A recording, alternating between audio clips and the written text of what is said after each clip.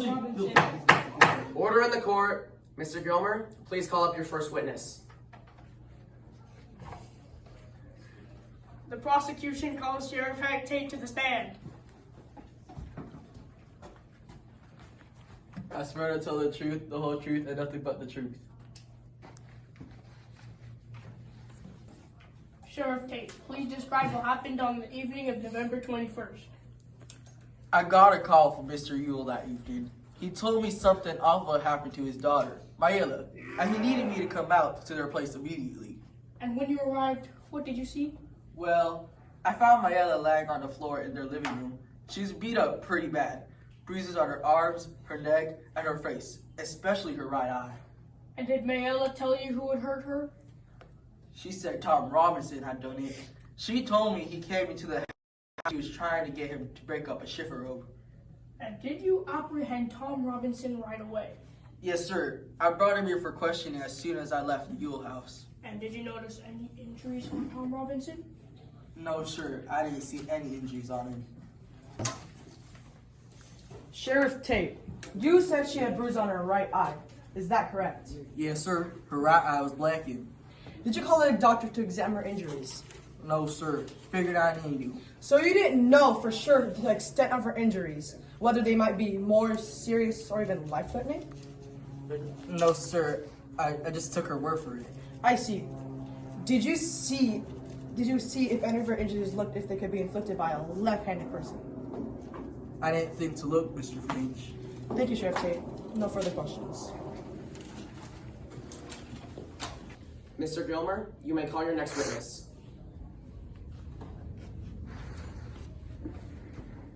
The prosecution calls Mr. Robert E. Lee Ewell.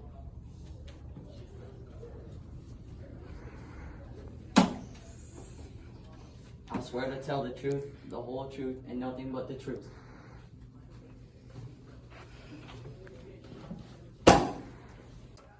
Mr. Ewell, please describe what you saw on the evening of November 21st. Well, I was coming in from the woods with a load of killing when I heard Mayella screaming. I dropped my killing and ran to the window, and I seen Tom Robinson in there with her. You saw Tom Robinson with the daughter? Yes, sir, I did. And what did you do next? Well, I hollered at him and ran to get the sheriff. I thought that was the best way to deal with it. You didn't try and help your daughter? Well, I was trying to keep my head clear, think about what needed to be done, sir. Very well. Thank you, Mr. Ewell. You witnessed Mr. Finch. Mr. Ewell, do you know how to read and write? Of course I do. Be so kind for me and write your name on this board.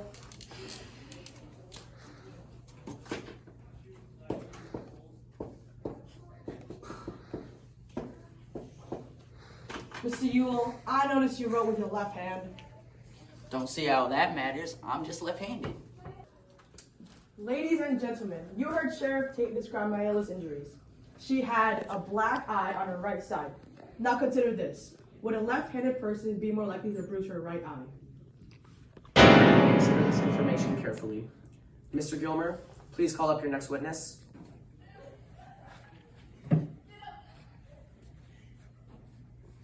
The prosecution calls Mayella Ewell to the stand. Do you swear to tell the truth, the whole truth, and nothing but the truth?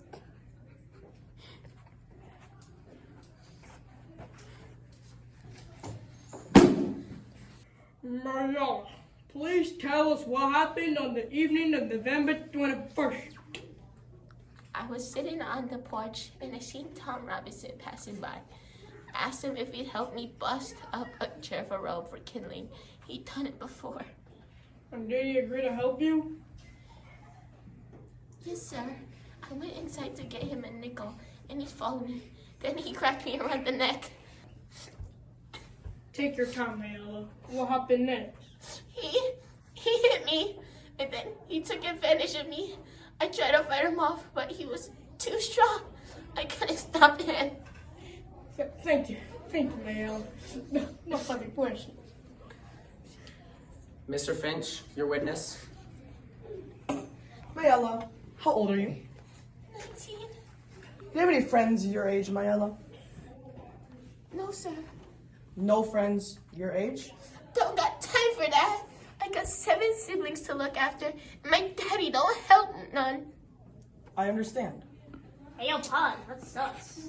Mayella, was this the first time you asked Tom Robinson to come onto your property? Yes.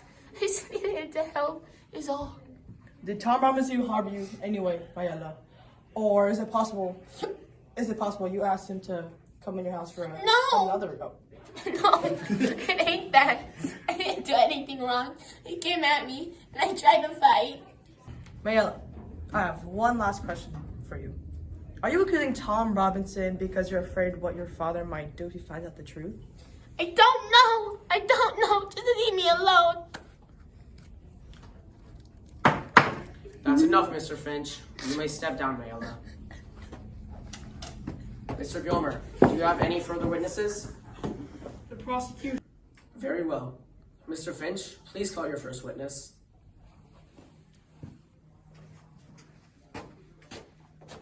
I call Tom Robinson to the stand. I swear to tell the truth, the whole truth, and nothing but the truth.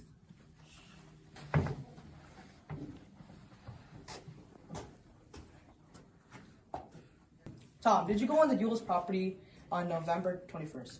Yes, sir, I did. Mayella asked me to come and break up a shift road for her. I'd helped her out before, just doing chores here and there.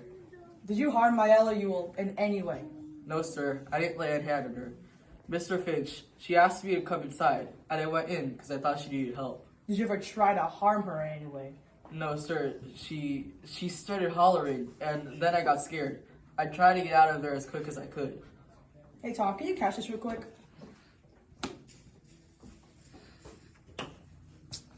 You're right-handed. Yes, sir. I lost all my nerves in my hand, in my left hand when I was younger because my hand got stuck in a car engine. Interesting. Jury, consider this carefully. Could a right-hand person hit the right side of Mayella's face, or could it be a left-handed person? Thank you, Tom. Mr. Gilmer, your next witness. So, Tom, saying that Mayella is lying? I'm just saying I didn't do what she says. So I you're did. saying that she made it all up? I don't know, sir. I just know I didn't hurt her. Tom, why would someone like you go out of your way to help a white woman? I felt sorry for her. What? You felt sorry for her? Yes, sir. Order! That will be all.